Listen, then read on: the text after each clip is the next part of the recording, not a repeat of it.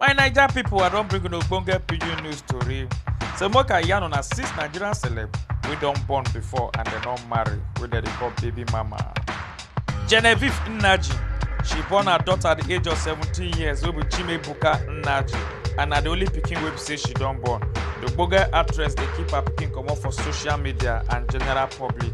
For inside one interview, she yarn say her life be like say e wan scatter when she know say she get belle as a teenager, and after wey she don born na her grandma na im train her.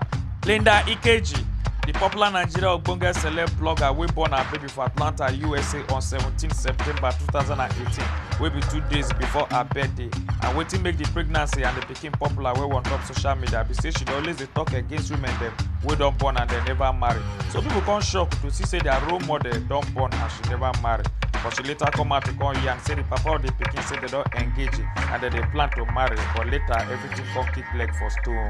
Lola Ray wey be ogbonge Nigerian singer wey become popular after wey she release her hit single wey be Let My Thing Go. She born for the ogbonge Nigerian musician wey be techno, and they not marry, and they start their relationship for inside 2018.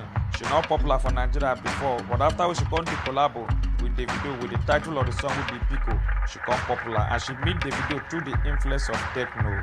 Thatcher, the Big Brother Naija reality TV show star wey be Thatcher, where her character don't be concerned to plenty people, especially her fans. For some time now, she done dey show this beautiful baby on top her Instagram and Twitter page. On top one post wey she post, she hear say the pikin na her own, but so many people don dey hear say they not believe, say maybe the pikin fit be her sister own pikin. Sandra Okabue, she win Miss Delta soap pageant for inside 2010, and she born for the ogbonge Nigerian musician wey be Flavour, and her Flavour first pikin.